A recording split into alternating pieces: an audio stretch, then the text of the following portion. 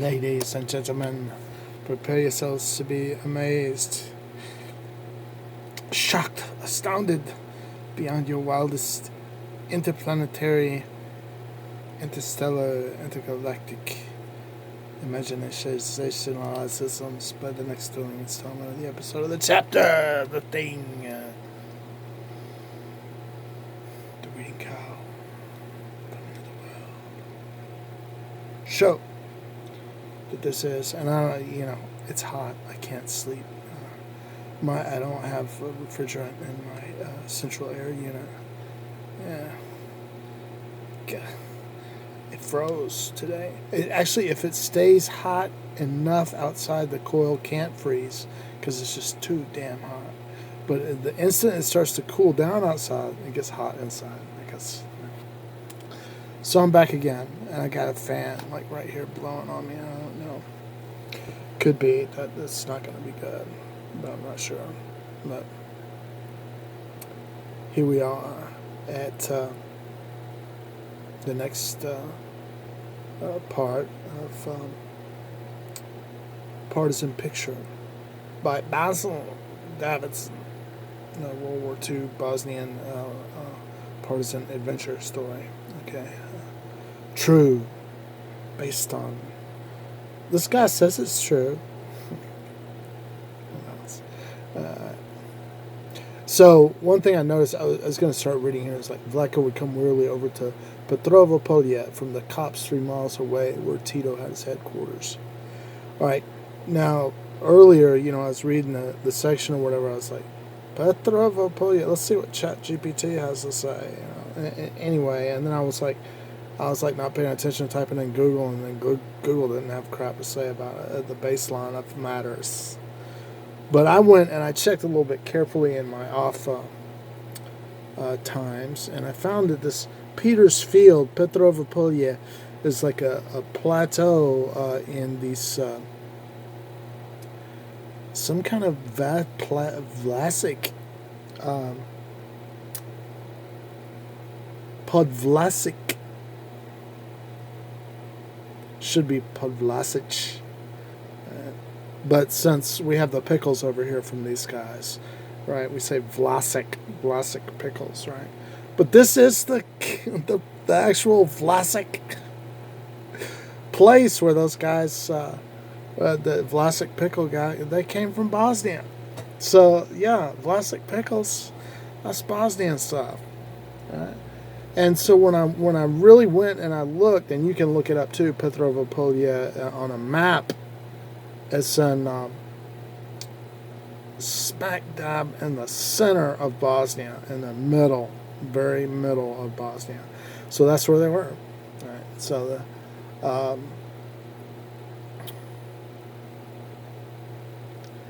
they would not consider themselves, and this attitude never really varied, as being under obligation or debt to us, nor us as their benefactors. The arms and ammunition and medical supplies and boots and clothing that they had needed hitherto they had taken in battle from the enemy, and their right to a share in our production seemed to them now self-evident and beyond discussion. To this they added an awkwardness of bearing that arose from pre-war inexperience and the 2 intervening years of isolation. Vlaco was easier to talk to than most of the others. His origins were not humble, and he had seen a little of the world. By comparison with the remainder of the staff, he was a polished diplomat. And Basil knows what that is. Okay. And as such, they were accustomed to regard him. This awkwardness applied to all of them except to Tito. It seemed to me that under any dispensation, Tito would have made his mark. The legend of the simple metal worker was a silly one. The engineer Tomanek, who was biding his time in Zagreb while Prince Paul was arranging what any sane man could see must turn into inevitable disaster, was no elementary political schemer. That was like an awkward sentence. Yeah. General Secretary of the profoundly illegal Yugoslav Communist Party since 1937, he had served a long apprenticeship in the assessment of human nature and knew as much as most men, I imagine, about its capacity for good and evil. In those free-living days before the pomp and paraphernalia or marshaldom descended upon him, Tito was very good to talk to, many-sided, exactingly humorous, quick to take your point and chuck it back at you. In that brief interval at Petrovo Polye, he lived with the staff in the middle of a dry pine wood, carpeted with pine needles. His council table was an affair of rough-hewn planks, and his counselors sat on logs ranged on both sides of this. Pretty cool, huh? Rustic. There was a tarpaulin on a ridgepole to cover all.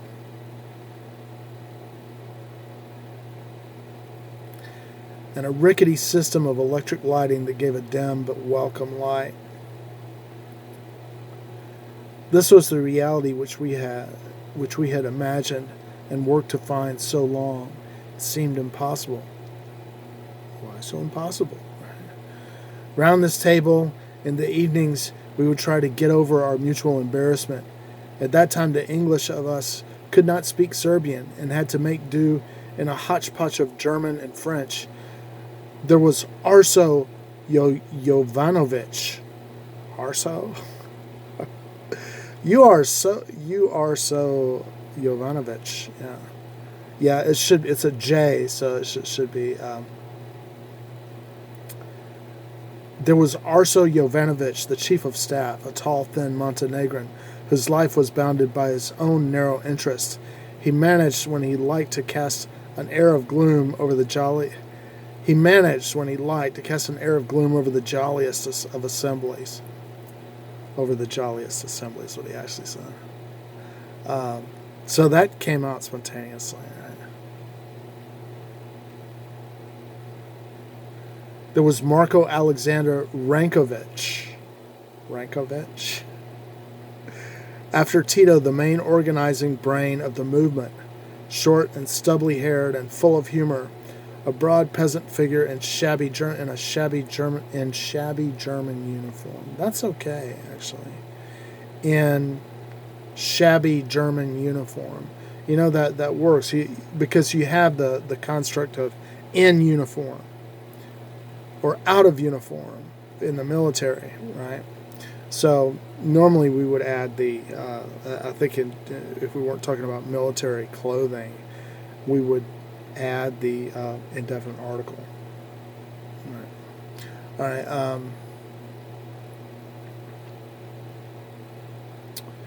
There was Veliko. I don't know how to say that, man. It's like it's got a V-E-L and then a J. Veliko. Pavla Illich, a special friend of Bill's who later commanded 8 Corps and whose wife had been killed in the recent fighting. It would be hard not to like him. One evening there was also Costa Nadja, Naj, I don't know if it's an A-D-J, how do you say that? Who was responsible for military operations in this immediate area in his capacity of commander of one corps. First Corps, 1 Corps. It's like a Roman numeral 1. Small, compact, sharp-faced, a man who said less than anyone else, whose mind was obviously made up on what he would do in principle in any situation, hard and unlikable until one discovered a sense of humor that hid behind his natural shyness. Of all the partisan generals, I was to know him and like him the best. Interesting. It started off, you're thinking you're not going to like him. It's like, well, it turned out, I liked him better than any of them, after all. So that, I like that. It's one of those literary devices. Like, keep them asking questions. Oh, yeah, what's going to happen with that? How did it go from unlikable to likable all of a sudden? How'd that happen? What? All right. The partisan movement was in a crucial period of development. It had fought its way into major recognition by the Germans, who had already diverted large numbers of men and great quantities of material to its destruction, and were to be made to divert more and more until in the end the movement overwhelmed them, and into minor recognition by the Western Allies, and especially by the British, who had sent half a dozen officers with wireless operators to report on their position. Time was therefore on Tito's side. He knew that the facts would speak for themselves, that the diversion which the partisans were causing in Yugoslavia must seem to the Allied command worthy of support. The only thing he did not know was whether the Allied command would be overruled by those reactionary forces in Britain and America, which he, with the majority of the partisan leaders, was convinced were working and hoping for the return of an old-style reactionary dictatorship in Yugoslavia. It's interesting. God, man, how they must have felt, man. It's like, we're not going to refuse any help, Sort of the enemy of my enemy is my friend kind of situation. But not really, buddy. Got my eye on you. What are y'all up to, y'all Americans? Limey Louie, guys coming over here. All right, hoping for the return of an old-style reactionary dictatorship in Yugoslavia headed by King Peter Karađorđević.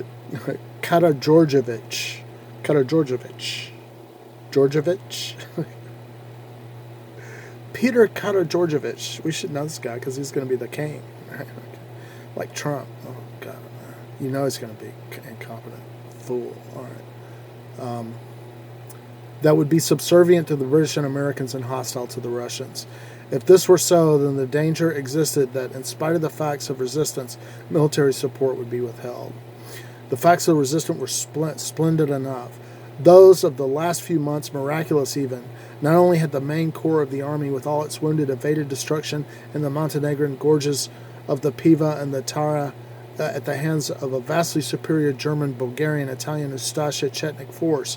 Not only had other units not involved in this particular battle continued to fight the enemy without pause, but they had now cleared a large part of East Bosnia and were in the process of clearing central Bosnia and a part of Bosanska Krajina. Bosanska Krajina. That's the location. Right? So taking over, see? Like Edward G. Robinson. Tito. All right. Before long, at this rate, they would again control a large expanse of liberated territory, and the movement could resume its development along centralizing lines. In Slovenia, here's a Slovenian word, right? It was Osvoboditelny.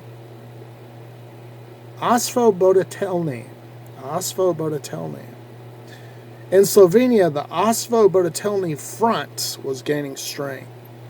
In Croatia, that's important. Right? So even though it's hard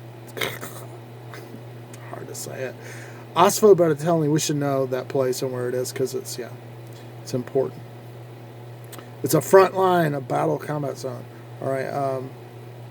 In Croatia, there was a strong movement, and Magovac, one of the leading figures in the powerful Croat Peasants' Party, had just declared for the partisans, and with him many party members. The Chetniks in Dalmatia were discredited by the openness with which Yevdiyevich, how do you say this guy's name?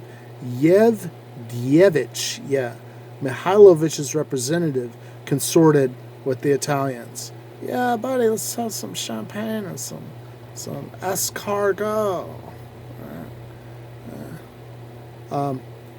Things were beginning to move at last in Slavonia and Vojvodina.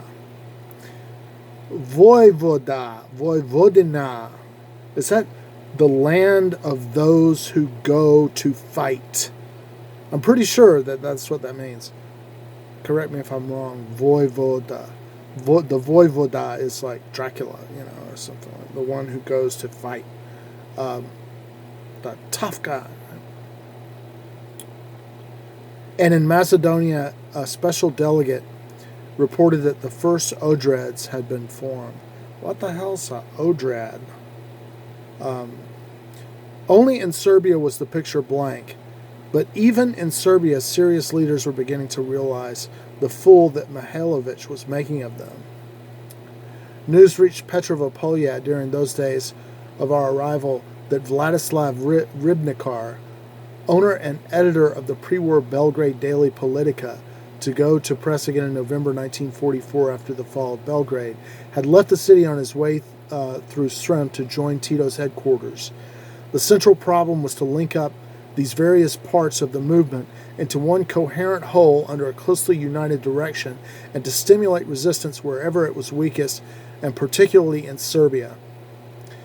In that August of my arrival, there were over 30 enemy divisions in the territory of Yugoslavia, as well as a large number of satellite and police formations of Ustasha and Domobrani, military formations of the puppet Croat state. Man, those Ustasha, man, they're bad sport. They're really helping the Nazis and really, really fascist, authentic fascists. But I like to temper, things a little bit.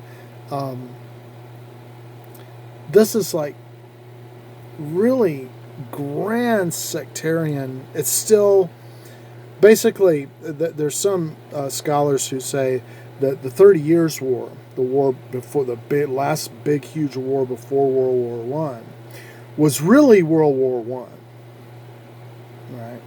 And then World War I was actually World War II, and likewise World War II is World War III. Now, why would they say that? Well, I mean, there's a big ideological. It's like all of a sudden European civilization had to say, how do we keep on slaughtering each other if we don't believe in all this these Christian things? Because it had to be a question. Like, some people stayed in the Roman Catholic Church and God didn't strike them down, and some people stay Orthodox and God didn't. Things just went on like they were, and then the Protestant Reformation comes. There's all this fragmentations of Christianity, and then there's people that are Muslims and Jews, and you need some. If the religious idea of why these people should be slaughtering each other starts to break down, which clearly it began to do with the onset of the Romantic period, et cetera, et cetera, et cetera. People, I think, all the religious stuff about heaven and hell and all that stuff, for a lot of people, it started to become more in the realm of talking about the tooth fairy and stuff. People were getting back to basics and going, back to old books in the Bible like Ecclesiastes that say, there's no afterlife. God formed us out of the dirt of the ground, and then when we die, we just become dirt again. That's obvious on the face of things. If you just observe the universe in which you live, you'll know it's true. Right? There's no, and this in old Judaism, this is the what you can imagine. People coming out of slavery in Egypt, where religion and the afterlife is big business. The whole economy hinges on all the money that's made off this big story of where you're going in the next world and all that stuff like that. So the and the formation of Judaism is like, no, it's real. It's bullshit. They just made that up, and we don't want that as part. That's an element of old Judaism. We don't want all this magic and casting spells and all these incantations and these weird priests and stuff, and all this afterlife stuff, mummification, everything like that. We don't want that. It's something that the early people in Judaism reflect in their texts, in particular Ecclesiastes, the Koheleth text, that is attributed to Solomon. All right, so again, the Ustasha, the Chetniks, the Domobrani, that's the police of the puppet Croat state, right? They're bad, right? German Sicherheitsdienst. These German nouns, it's a proper noun because it's got a capital. I think in German they put capital letters on all the nouns, but it's like Sicherheitsdienst. What the hell is that? I got to go look that up. Whatever. Chetniks, Nedich militia, Lyotich militia, and others. The partisan movement may have counted up to 150,000 fighting men and women, perhaps 5% women, in close and inextricable cooperation with several million peasants, the people of the country. Partisan numbers were liable to increase rapidly. The prospect had never been better. My own first impression was one of contrast, a contrast between the utter discrepancy of means available and the end to be achieved. The only source of supply was the enemy, for it was not until 1944 that British supplies began to arrive in appreciable quantities. This meant that the real issue was a moral one. The top hamper of Western civilization had to go by the board. Only courage and self-sacrifice could be recognized as virtues. Standards were stepped up until conditions of service in the partisan army bore no kind of relationship with those of regular armies fighting on the front. Men could be asked to march barefoot in the snow or over stones of summer without regular food or drink or the bare necessities of equipment, if necessary, for weeks and months. And they were hard. They were salty. And they were thought contemptible if they complained. And they would do it because for them the war had refined itself into a simple personal equation in which self-respect and survival balanced their pains and wretchedness. Moral comfort had become more to them than feather beds. Nothing like this had ever been heard of in the history of the Balkans. Small wonder that they saw a new world opening before them. Think about it.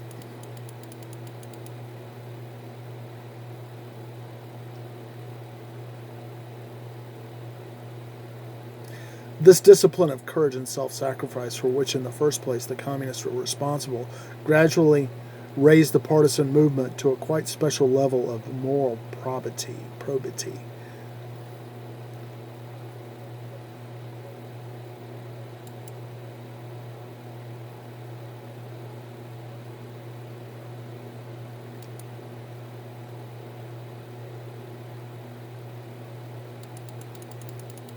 Something's going on.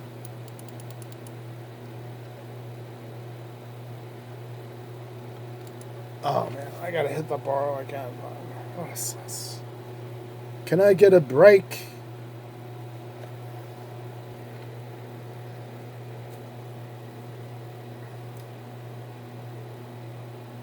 Don't forget, we learned today that the Petrova Polya, that they're talking about the place that they landed, is a plateau in the Podvlasek of Vlasic Pickles fame. Really? Right? That's the place. That's right, smack dab in the center of Bosnia. All right. Let's see what here. Man in the mass is not naturally honest.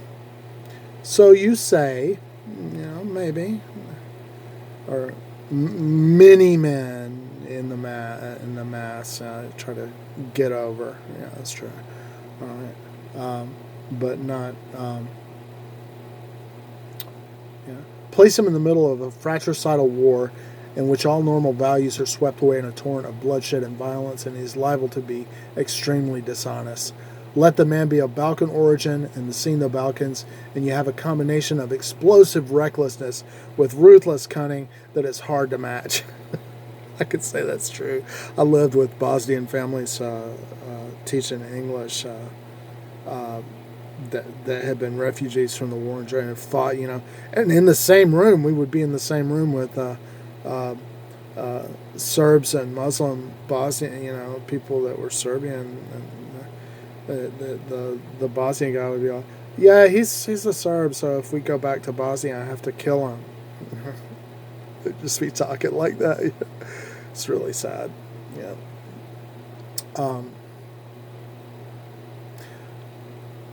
The Quislings, that's right.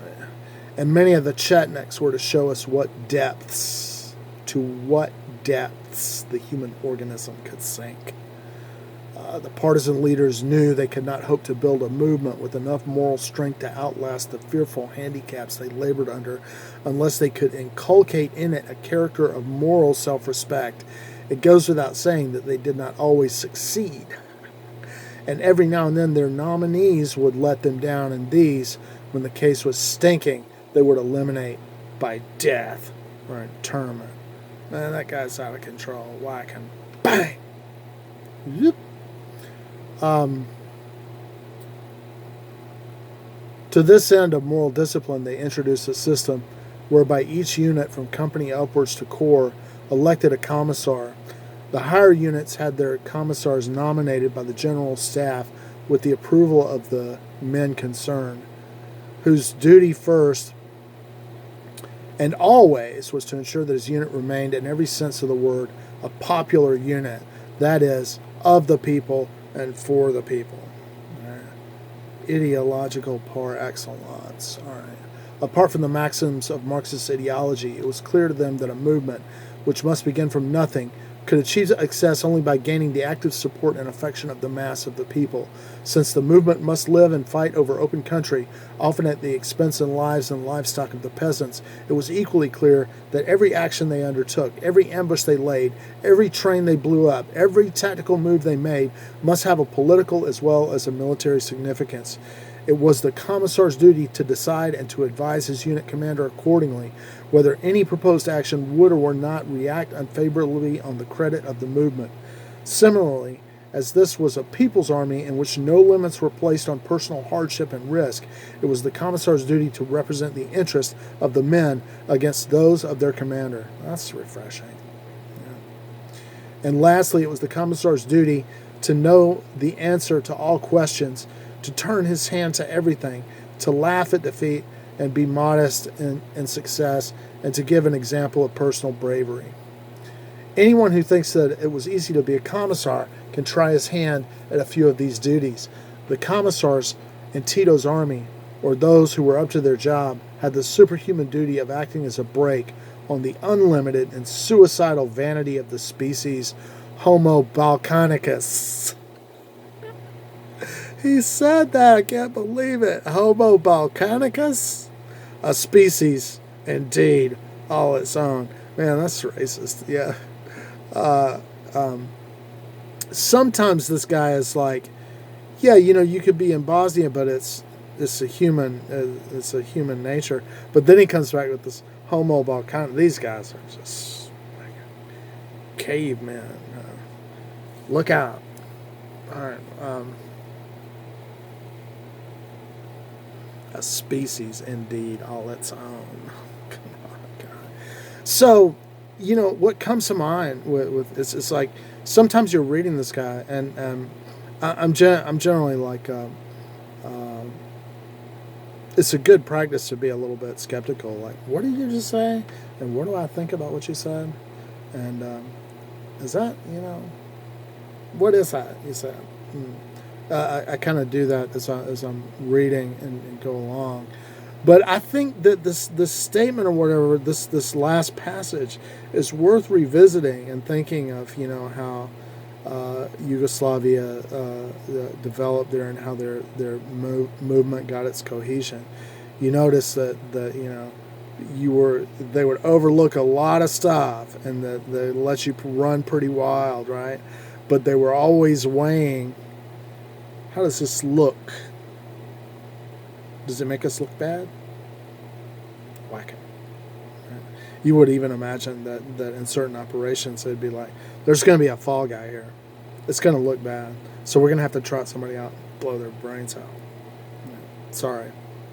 Need to borrow your head, as Tata in China would have said. During those first 10 days, we sat a great deal around Tito's table. Sat around Tito's table. Wow. He wanted to know what the British would do to help him, what they were doing in Greece, what they thought of the Yugoslav movement. We answered as well as we could. He would sit with elbows on the table, holding to his mouth a cigarette holder shaped as a miniature pipe, so that the cigarette smoked upright like a candle. There were two. I can imagine him holding it like this, and the cigarette's like going straight up like this. That's pretty cool. Get a picture of that. That would be cool. I would put that on my mantelpiece. Right?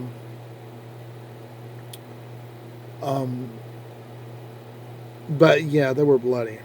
Yeah, there was a lot of So you see in Bosnian films of the period that there was bitterness, about the violence against the right.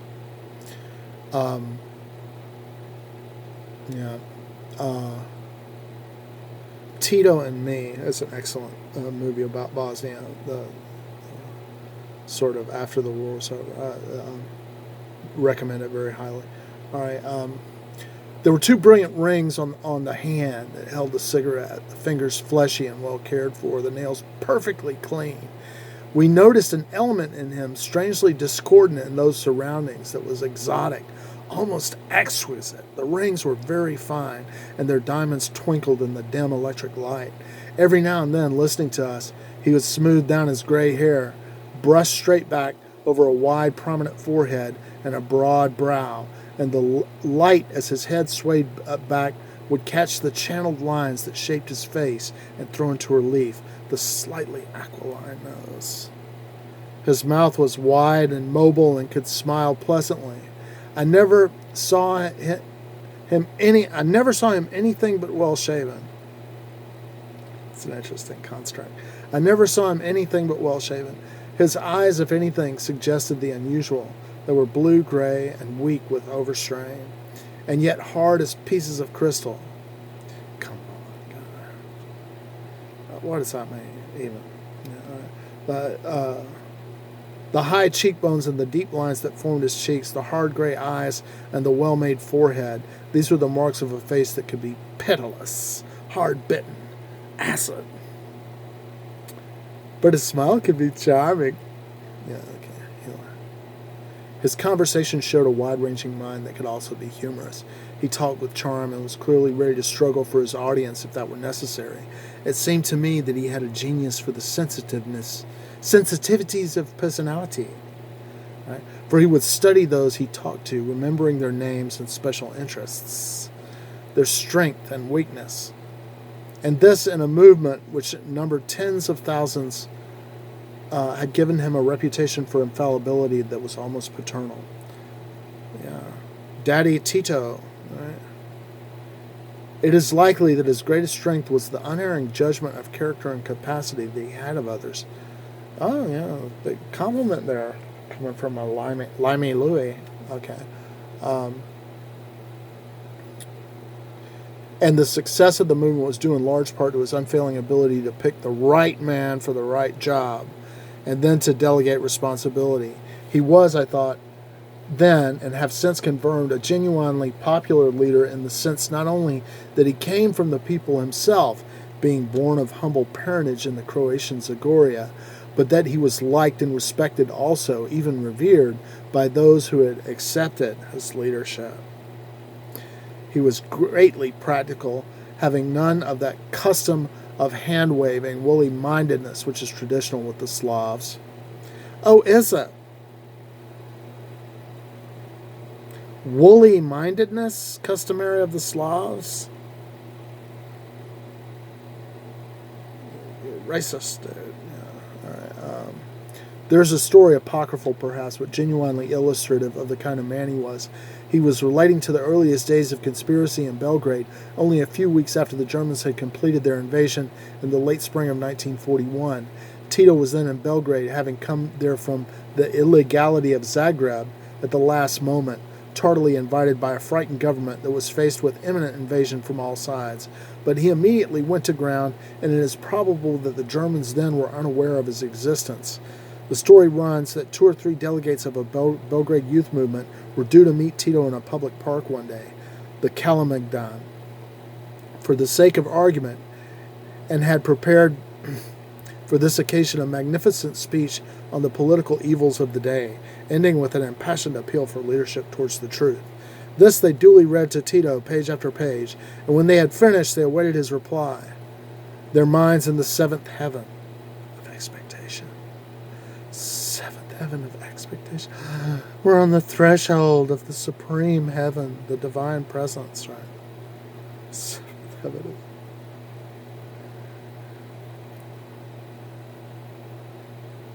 But Tito seemed to miss the point. He turned to them and talked for half an hour on the technique of derailing trains. That's how you derail a train. We want to be doing that, guys. All right. And after that, he wished them good luck and left. Went away. Yeah, he didn't say left. He said went away.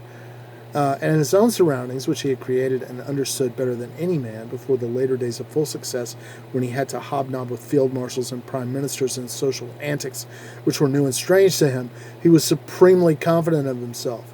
He had naturally good manners and disliked ostentation. Yeah, that's a good way to be.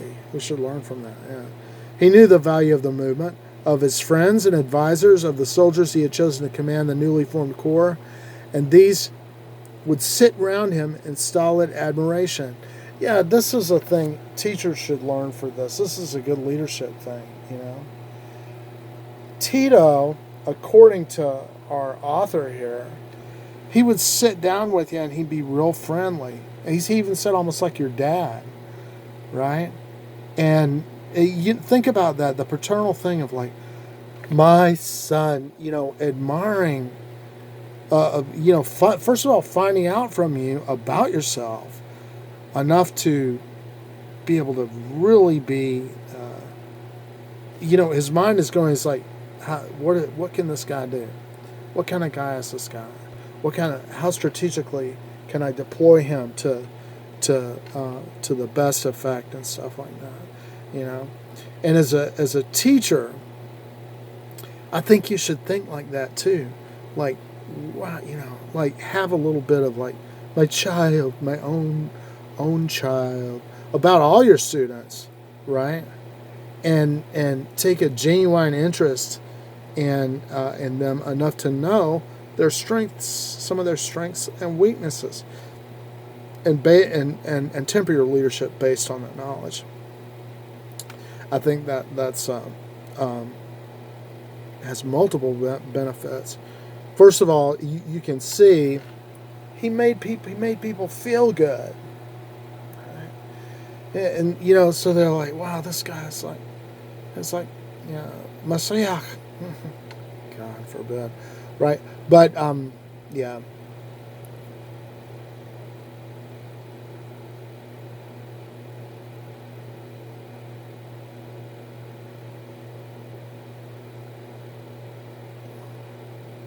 He knew the value of the movement, of his friends and advisors, of the soldiers he had chosen to command the newly formed corps, and these would sit around him in stolid admiration.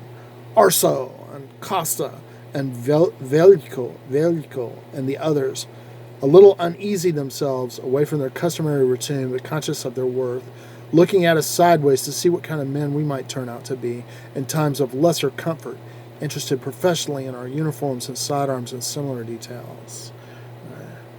They had none of the social graces, and ours, even if we pretended to any, would have seemed effeminate in these surroundings. They would have thought we were effeminate. What does that mean? All right. Yeah. But they were determined to do us the honors, and they listened to Tito's translations from our German with careful politeness. Arso Jovanovic, laid-like and gaunt, awkward and over-emphatic. He says lath, L-A-T-H, right? Not L-A-T-H-E, lathe. I said laid-like, lath-like. Is that like plaster and lath, like strips of wood? And over-emphatic in his speech. Had served as a regular staff captain in the pre-1941 army, and then had fought with Tito from the earliest days of the rising in Serbia. He was famed for a machine-like exactness that some people mistook for pure and simple tedium. Costa, too, had served in the regular army, but in the ranks, and then volunteering for the war in Spain, had risen to be captain by virtue of gallantry and action, for being constantly at the front, into the thick of things. Except when recovering from 3 separate major wounds. His native name was Nagy, for his parents had been Hungarians of Petrovaradin.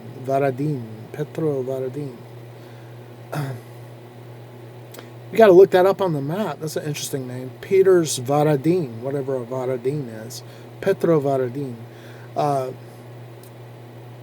But he had changed the spelling for convenience sake to Nagy. N-A-D-J, which is the nearest that Serbs can get to this peculiar Hungarian sound. Veljko was by origin a Belgrade intellectual. His part in the rising had been to command the Odred, which operated in the Kozme Hills to the immediate south of Belgrade. I need to look up the Odreds. Right? None of them had had experience of Anglo-Saxon manners of indifference. Small wonder they often found us incomprehensible, took our affectation for indecision, and suspected funk in our reluctance, feared sarcasm in our understatement, saw weakness in our admiration, underrated our intelligence. Man, these limeys are dumb. That's what they were doing. Only their own patent courage and disinterest won them our forgiveness. Seething. God, I have to put up with this stuff. At first they were nervous and did not know what it would be tactful to say. They were clearly conscious of the need to rein in their feelings on the subject of the Chetniks, from whom they had suffered so much damage in flesh and blood as well as reputation. Now that we had come at last, they were glad, but they would wait for the proofs of our support before giving us their confidence. Who could blame them? Who could blame them? I love that. It's true. And the only proofs they would care for would be support in propaganda and in warlike stores. Give us some gear, buddy. Drop those plain crates on us, right? Above all, in warlike stores. Stores were urgently needed, they said. When will they come? Will they come tomorrow, this week, next week? Would they ever come? We listened as they talked, their faces eager yet suspicious. They wanted not to be disappointed. And in this, they had our sympathy. As a rule, they were marvelously tactful in those early days, considering how very late we were in coming on the scene. We listened to their needs and thought of poor old W for Willie. That's the airplane that dropped him, right? And his 3 limping fellows, X, Y, and Z. And the few Halifaxes, which had just been added to our strength. A Halifax is also an aircraft. There's a number of Halifaxes, but I'm not sure what kind these are. I might look that up. Thanks to the stout-hearted foresight of Mr. Churchill. Got to give a plug for, old Prunehead, right? The comparison was a sad one. You bet it was. But that they did not know, or if they guessed it, they did not say. They took our warnings of the small airlift available as mere diplomatic prudence, so that later, if we wished, we could the more easily revert to previous British policy and refuse them our support. It was strange to realize they thought of us as possible, perhaps even probable, enemies. For us, it was all too easy to forget that we had armed their enemies and fought a world war against them. But it was not so easy for them to forget it. In fact, they never did forget it. Not even later, when our propaganda support was of daily and hourly value to them, and our airlift of food, arms, and clothing a really substantial contribution to their needs. Until the very end, they would conserve against us the feelings of a man who has been betrayed by those who should have been his best friends. This was as bad for them as for us, for it unbalanced their view of things and made it hard for many of us to see in their goodwill more than the shallowest speculation. They want our help, we were tempted to think. They do not want our friendship. This might easily become a vicious circle. Shouldn't that be a cycle? Costa said to me one day that he hoped our coming would be a genuine thing and not just a speculation. This question of sincerity was to remain a shadow of our friendship. It was so easy for either of us to see a purely selfish motive in the other's conduct. On the issue of supplies, they thought in terms of our huge bomber strength and saw our delay in political, not military terms. Who wouldn't, right? If we could bomb Germany with 500 liberators, we could drop then as many tons of machine guns and mortars and boots and battle dress, and if not, then where was the proof of our sincerity? Good question, huh? The war that they were fighting in the hills of Bosnia was not a private sideshow, masked anyway from public knowledge in the outside world by the shutter of military security. It wasn't a rather fiddling little effort to keep the Boche busy in the Balkans while her armies crossed the Mediterranean and plodded interminably northwards over the Apennines. Oh yeah, and I was on this before. In the Apennines, Apennines, however you say that, I don't know how to say it, but that's the mountain. That's probably where the Etruscan people were from, I think. But maybe not. But it's if you think of the boot of Italy, the Italian. The continent there, the part of the continent that's Italy. The Apennines or the Apennines are the mountain range that runs down the center of it, right? So soldiers marching gradually, it's like little ants going over the mountains of Italy. That's a long way, man. It sucks. All right, it wasn't an affair of squeezing airlift from the hard-pressed allotment the RAF could make, and supplies from stony-eyed dados, the length and breadth of Africa. Now, I don't know what this abbreviation, DADOS, is. I know RAF is the Royal Air Force, right? Stony-eyed dados, the length and breadth of Africa, and personnel from anywhere at all they could be got.